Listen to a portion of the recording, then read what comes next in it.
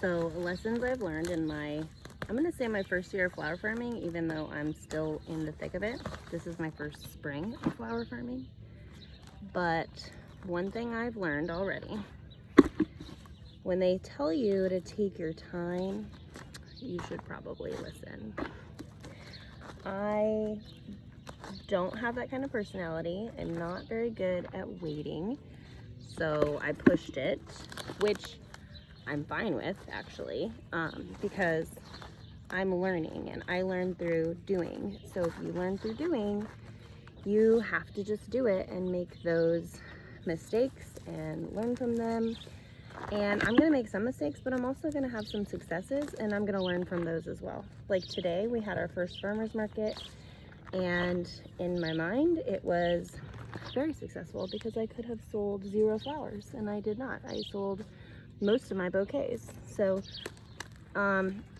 another win with that actually is that I gave the rest of my bouquets, what the heck was that were left over, to local businesses and gave them my card. So the rest of the town will start to see my flowers, they will learn my business name, and slowly but surely we will grow. So in one way, we are growing slowly in the fact that like I'm not offering up more services than I can support or handle. But I honestly feel like these fields, if I would have, well, here's the thing. Okay. My plan was to cover crop a field, which I did. Please excuse my hair. And till it in, even though I'm a huge fan of no-till farming, but this land has never been farmed and I'm new and the earth is clay. So it really needs some nutrients to be mixed in to break up the clay. So we had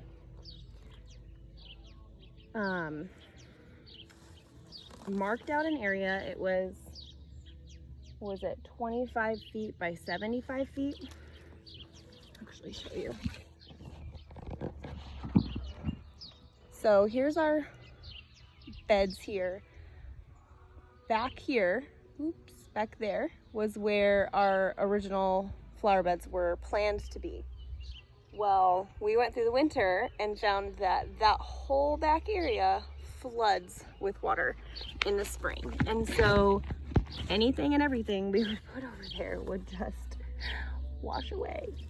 And I'm thinking it could be used for short-term, late-season crops.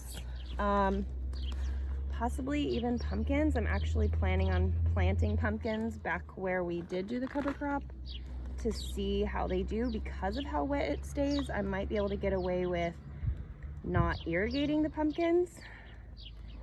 And so I am gonna experiment with that. So that's the thing, like, start slow, but see what works for you as well. But back to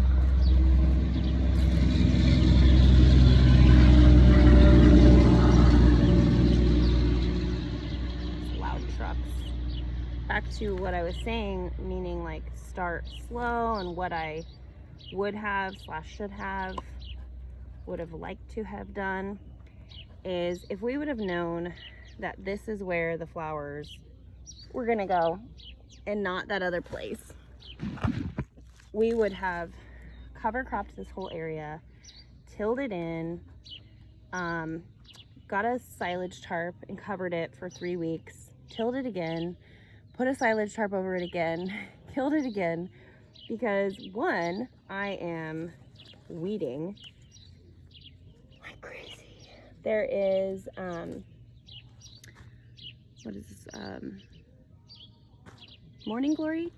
Morning Glory, tons of grass, and I don't know what this weed is. There's just some other kind of weed in here, and there's some clover as well, which clover is not too bad. It's a cover crop, but I don't really want it in here with my with my Lisianthus. I just pulled one out. I pulled one of my Lisianthus out. Thankfully, my Lisianthus are seemingly happy. My snapdragons were a wash, though. And I feel like the biggest reason for that is more because I couldn't get them in the ground early enough. It was so wet out here this April that they should have been in the ground like the first week of April or even the end of March, honestly, because they can handle the cold. But it was so wet this spring, and with it being our first year, we had not, like, we didn't have the all the landscape fabric even in our possession. We didn't obviously have it ready either, so we were delayed in more ways than you could imagine, which is fine. Like, I'm giving ourselves grace with that because it's our first year, and we know next year we're gonna have to start when it's cold outside and get everything prepped and ready so that we can have a successful spring and our snaps will be happy. Because right now they look droopy because it's just too hot. Like, they have plenty of water, but it's too hot. They are not liking life. And so when I was weeding them, oh my word, I'm just gonna pull this whole thing out, including the Lisianthus, and then just put the Lisianthus back in there because this grass is so thick. It's insane. And then I'm having to replace a lot of the dirt, just so that there's like growing medium in here. But I'm leaving the snaps, some of the snaps that still look like they are gonna give me some flowers, because I still don't have a ton blooming. Like, my snaps are blooming, my cosmos are blooming, my marigolds are about to start blooming. I've got like the giant orange and lime marigolds, which I'm excited about. Not everybody likes marigolds, but I do. So we're gonna see who else does. And then my zinnias, they're like right on the cusp, but I think the biggest downside for all these flowers is I wasn't able to prepare the ground properly, get enough organic matter into the clay soil to break it up, allow for good drainage, aeration, nutrients to get to the plants, and my plants are suffering because of it.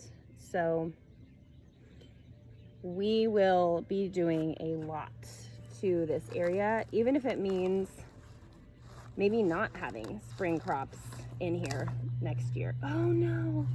Woo!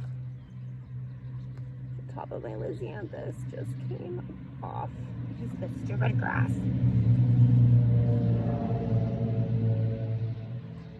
And then I'm also observing the plants that do well in our soil. So the Lisianthus is actually thriving in this terrible, terrible soil.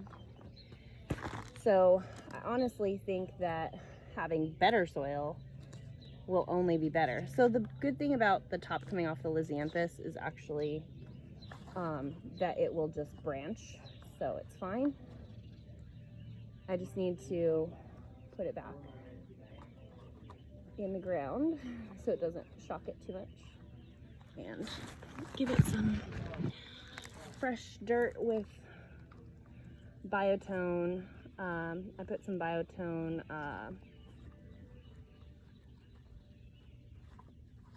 whatever the plain Biotone is, the one that helps with root development.